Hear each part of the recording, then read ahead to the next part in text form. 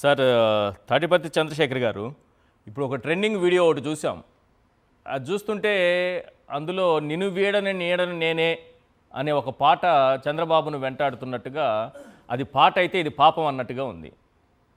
జంతువుల కొవ్వు లడ్డూల్లో దీని నుంచి బయటపడలేక మామూలుగా మనకి సాధారణంగా వినిపించే మాటలు, ఒక అబద్ధాన్ని కప్పిపుచ్చుకోవడానికి ఇంకో అబద్ధం చెప్పడం, ఒక నేరాన్ని కప్పిపుచ్చుకోవడానికి నేరస్తుడు మరో నేరం చేయడం, ఒక గొయ్యిని పూడ్చి చేయడానికి పక్కనే ఇంకో గొయ్యి తీశారంటే ఎవరు, ఇంకో గొయ్యి మిగిలినట్టే కదా. అలా గొయ్యిల మీద గోతులు తీసుకుంటూ పోతూ ఉన్నారు. చంద్రబాబు నాయుడు గారి పరిస్థితి ప్రస్తుతం అలానే ఉందా?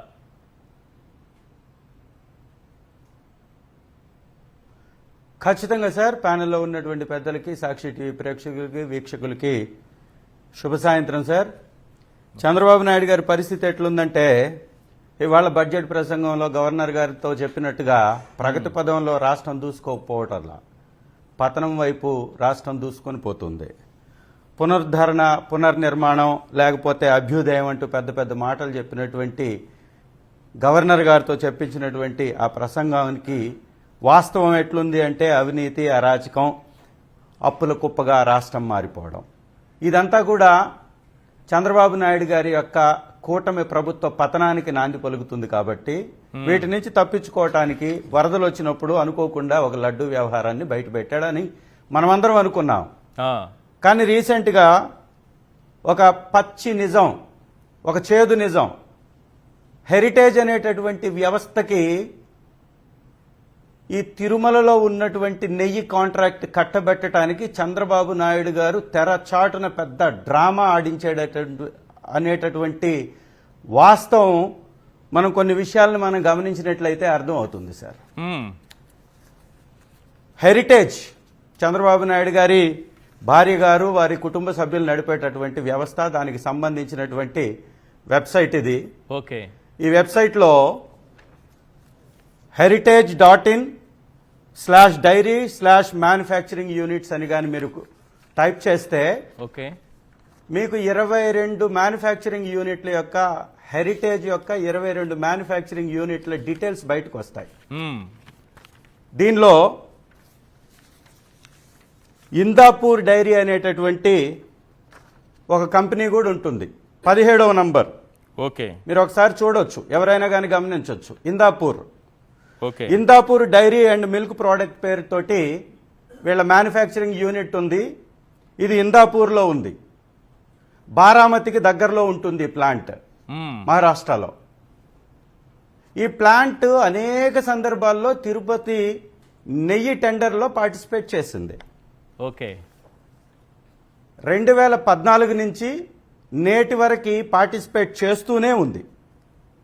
ఆశ్చర్యకరమైనటువంటి విషయం ఏంటంటే, 2015లో ఈ కంపెనీ టెండర్ దక్కించుకొని L1గా నిలిచి 278 రూపాయలకే నెయ్యిని సప్లై చేసింది. ఓకే. తర్వాత 2016లో ఓకే, డిస్క్వాలిఫై అయింది సార్. ఈ కంపెనీ డిస్క్వాలిఫై అయినటువంటి లెటర్ ఇది. ఎందుకు డిస్క్వాలిఫై అయింది? ఇది పక్తు Heritage company sir. Heritage lab లో దీని నెయ్యిలో కల్తీ ఉంది అని డిస్క్వాలిఫై చేశారు. దానికి సంబంధించినటువంటి లెటర్ ఇది. ఆ రోజు L1గా వచ్చినటువంటి company Govind milk and milk products అనేటటువంటి కంపెనీ 306 రూపాయలకి L1గా నిలిచింది. అప్పుడు ఆ టెండర్ బిడ్ నంబరు ఇక్కడ నేను మెన్షన్ చేస్తున్నాను. దానిలో ఇందాపూర్ అనేటటువంటిది 9వ స్థానంలో నిలిచింది, ల్యాబ్ లో ఫెయిల్ అయింది సార్. ఇందాపూర్, ఇది 2019లో కూడా సప్లై చేసింది సార్. ఇందాపూర్ కి హెరిటేజ్ కి లింక్ ఉంది. ఇందాపూర్ హెరిటేజ్ యొక్క మ్యానుఫ్యాక్చరింగ్ యూనిటే ఇందాపూర్. ఓకే. శ్రీరంగ నీతులు చెప్పినటువంటి చంద్రబాబు నాయుడు గారి అసలు స్వరూపం ఇది. చంద్రబాబు నాయుడు గారు నెయ్యి కాంట్రాక్ట్ ని హెరిటేజ్ కి కట్టబెట్టడానికి నెయ్యిలో కల్తీ ఉంది అని ఏఆర్ డైరీ పేరు మీద నాటకమాడి ఇందాపూర్ కి కట్టబెట్టి ఇవాళ 658 రూపాయలకి నెయ్యి కేజీ ఇస్తున్నారు. ఈ కంపెనీ 2019లో 330 రూపాయలకే, 31 రూపాయలకే ఈ కంపెనీ నెయ్యిని సరఫరా చేసింది టీటీడీకి. ఏం మారింది సార్? ఇప్పుడు పాల ధర ఏమైనా మారిందా? అవును.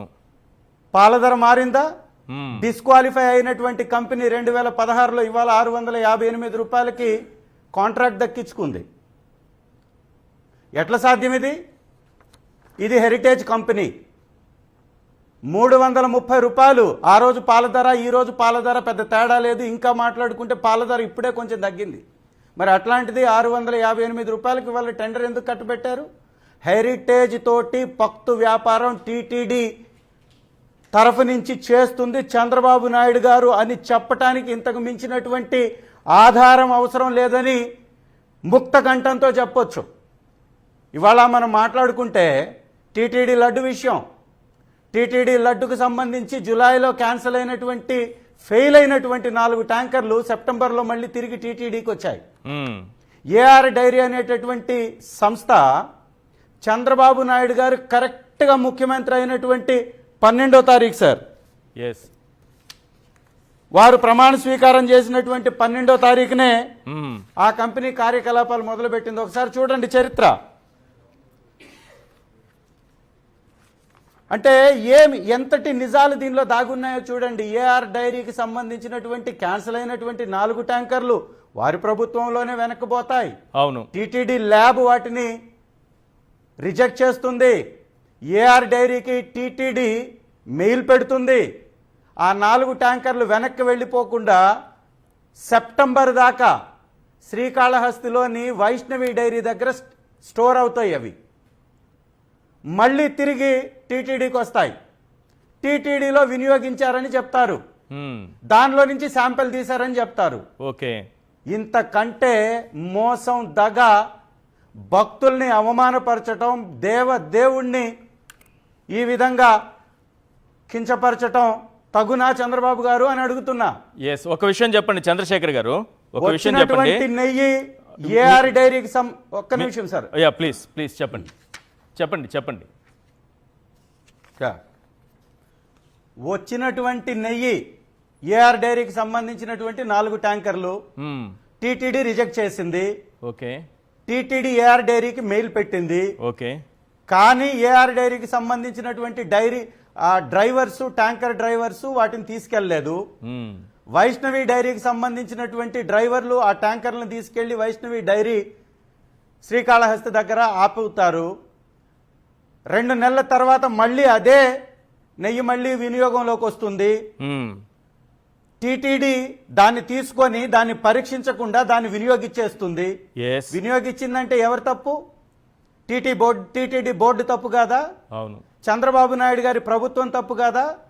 చంద్రబాబు నాయుడు గారు ముఖ్యమంత్రిగా ప్రమాణం స్వీకారం చేసినటువంటి 12వ తారీఖునే ఏఆర్ డైరీ కార్యకలాపాలు మొదలు పెడుతుంది.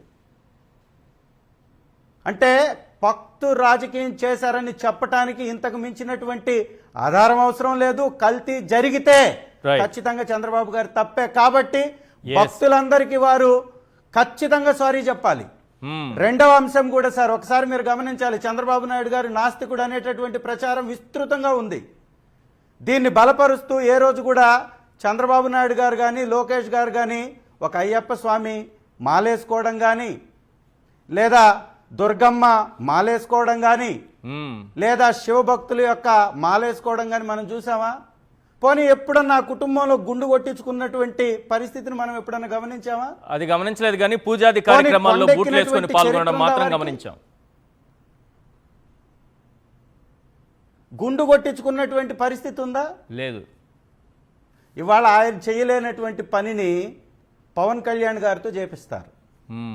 ఈ పవన్ కళ్యాణ్ గారు కూడా ఒకసారి మా నాన్న సిగరెట్ని దీపంతో ముట్టించుకుంటాడని, నేను చదివింది సెంట్ జోసెఫ్ కాలేజీలో అని, స్కూల్లో అని, నా భార్య క్రిస్టియన్ అని వారు చెప్పినటువంటి వ్యక్తి మళ్ళీ సనాతన వేషం వేసుకొని ఈ విధంగా టీటీడీ బోర్డుని మరియు రాష్ట్ర ప్రజల్ని మోసం చేసి ఆ నెయ్యి కాంట్రాక్ట్ కొట్టేశాడనేటటువంటిది మాత్రం కనపడుతుంది. అందుకే భగవంతుడు కూడా చాలా కోపంతో ఉన్నట్టున్నాడు వాళ్ళ మీద. నిత్యం ఏదో ఒక అపశృతి కలుగుతూ ఉంది. ఇవాళ శ్రీశైలంలో జరిగినటువంటి తొక్కిసలాట మ్యాన్ మేడ్ తొక్కిసలాట, మ్యాన్ మేడ్ విపత్తు. మంచినీళ్లు కూడా సప్లై చెయ్యలేనటువంటి అసమర్థ ప్రభుత్వానికి కొనసాగేటటువంటి హక్కు ఉందా? చిన్న బిడ్డలు నేసుకొని వెళ్ళేటటువంటి వారికి సౌకర్యాలు లేక ఎంత బాధపడుతున్నారో మీరు చూపించినటువంటి వీడియోలు చూసాం. సహజంగా ప్రతి సంవత్సరం 30 రోజులు ఈ భక్తులు కాలినడకన వచ్చేటటువంటి వారికి దైవ దర్శనాన్ని కల్పిస్తారు 30 రోజులు. అలాంటిది 7 రోజులకు కుదించేశారు వీళ్ళు. 7 రోజులు కుదించినప్పుడు 30 రోజులు వచ్చేటటువంటి భక్తులు 7 రోజుల్లో వస్తే ఎక్కువ మంది వస్తారు, వారికి సౌకర్యాలు కల్పించాలనేటటువంటి ఇంగితం లేనటువంటి వీళ్ళు ప్రభుత్వాన్ని నడుపుతారా?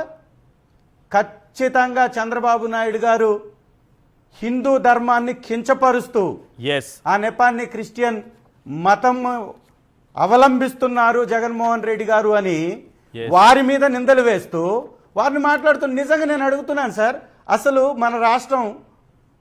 మన రాష్ట్రంలో వెంకటేశ్వర స్వామి గారి రెండవ భార్య గారు బీబీ నాంచారమ్మ గారు ముస్లిం మతానికి సంబంధించినటువంటి వ్యక్తిగా మనం కొలుస్తాం. సబ్కా మాలిక్ ఏక్ హై అనేటటువంటి సాయిబాబా గారిని మనం కొలుస్తాం. అవును. నిజాం నవాబు గారు మన రాముడు వారికి పట్టు వస్త్రాలు సమర్పించినటువంటి చరిత్ర మనది. ఇక్కడ హిందువులు, ముస్లింలు, క్రిస్టియన్లు కలిసి కట్టుగా జీవించేటటువంటి మన రాష్ట్రంలో మత సామరస్యంతో ముందుకు వెళ్ళేటటువంటి మన రాష్ట్రాన్ని మతాలు రెచ్చగొట్టి రాజకీయం చేస్తూ దానిలో కూడా ఆర్థిక లూటీ చేస్తున్నాడని చెప్పటానికి ఇంతకు మించినటువంటి ఉదాహరణ లేదు. ఇది చాలా ఇంపార్టెంట్. ఇందాపూర్ అనేటటువంటి డైరీకి లబ్ధి చేయడానికి చంద్రబాబు నాయుడు గారు ఆడినటువంటి నాటకం అని చెప్పడానికి మాత్రం ఏమాత్రం సంకోచించాల్సినటువంటి అవసరం లేదు. ఆధారాలతో చెప్తున్నాను. heritage.in అనేటటువంటి వెబ్సైట్ లో మీరు కొడితే ఇందాపూర్ అనేటటువంటి మ్యానుఫ్యాక్చరింగ్ యూనిట్, హెరిటేజ్ కి సంబంధించినటువంటి యూనిట్ వివరాలు వస్తాయి. అది ఆ రోజు 2015లో 278 రూపాయలకి సప్లై చేసినటువంటి కంపెనీ ఇవాళ క్వాలిటీ నెయ్యి కావాలి అంటే 658 రూపాయలు చెల్లించాలనేటటువంటి ఒక భావాన్ని, ఒక ఉద్దేశాన్ని ప్రజలకి కల్పించి లబ్ధి పొందుతున్నాడు, హెరిటేజ్కి లాభాన్ని చేకూరుస్తున్నాడు. ఈ విధంగా కూడా స్వామివారి యొక్క డబ్బును కొట్టేస్తున్నాడని చెప్పడానికి మాత్రం సందేహం లేదు. గతంలో కూడా మనం ఒకసారి గమనించినట్లయితే 2014లో కూడా 35%కి సంబంధించినటువంటి టెండర్ దక్కించుకుంది ఇదే company. Indapur dairy and milk products సంబంధించినటువంటి కంపెనీ L2 కింద 325 రూపాయలకి 5,77,500 కేజీల నెయ్యి సప్లై చేయడానికి కాంట్రాక్ట్ తీసుకుంది. మరి అదే కంపెనీ ఈ రోజు అంత పెద్ద మొత్తంలో పెంచుకొని దాదాపుగా డబల్ కి పైచిలుకు. ఇదంతా హిందూ మనోభావాలతోటి ఆటలాడుతున్నారు, రాజకీయం చేస్తున్నారు, వ్యాపారం చేస్తున్నారు. అసలు ఈ హెరిటేజ్ పెరుగులో పెరిగే టోటల్ కార్డ్ అనే దాంట్లో అసలు పెరిగే లేదు. దాంట్లో మిల్క్ ఫ్యాట్ లేకుండానే పెరుగు తయారు చేశారు. FSSAI ఒక రిపోర్టు, ఆ రిపోర్టు ప్రకారం ఇది ఒరిజినల్ పెరుగు కాదు. దీనిలో ఇంకొక చిన్నది కూడా సార్, ఇంకొకటి సార్, దీన్ని బలపరుస్తూ ఈశ్వర్ గారు లాస్ట్ 1 మినిటే దీన్ని బలపరుస్తూ ఇందాపూర్ డైరీ అనేటటువంటి కంపెనీ 2016లో ల్యాబ్ రిపోర్ట్స్ నెగిటివ్ రావడంతో 2016 సెప్టెంబర్లో డిస్క్వాలిఫై అయిందండి టీటీడీలో. అప్పుడు చంద్రబాబు నాయుడు గారి గవర్నమెంట్ ఉండి చక్రం తిప్పి 6 నెలల్లోనే మళ్ళీ క్వాలిఫై తెప్పించారు. దానికి క్వాలిఫికేషన్ ఇప్పించి 2019లో మళ్ళీ 331 రూపాయలకే నెయ్యిని సప్లై చేసినటువంటి కంపెనీ 331 రూపాయలకి 2019లో సప్లై చేసినటువంటి కంపెనీ ఈ రోజు 658 రూపాయలకి సప్లై చేస్తుంది. మరి పవన్ కళ్యాణ్ గారు అడగరా? కొంతమన్నా జ్ఞానంతో మాట్లాడరా? 1000 రూపాయలు లేని నెయ్యి రాదు అని చెప్పినటువంటి వ్యక్తి 278 రూపాయలకి నీ హెరిటేజ్ ఎలా సప్లై చేసిందని ప్రశ్నించడా? 331 రూపాయలకి హెరిటేజ్ 2016లో ఎలా సప్లై చేసిందని ప్రశ్నించరా? ఈరోజు 658 రూపాయలకి ఎలా L1 L2 కంపెనీలు ఇంకా ఎక్కువ రేట్ కోట్ చేస్తే మీరు తక్కువకి ఎలా సప్లై చేస్తున్నారని ప్రశ్నించరా?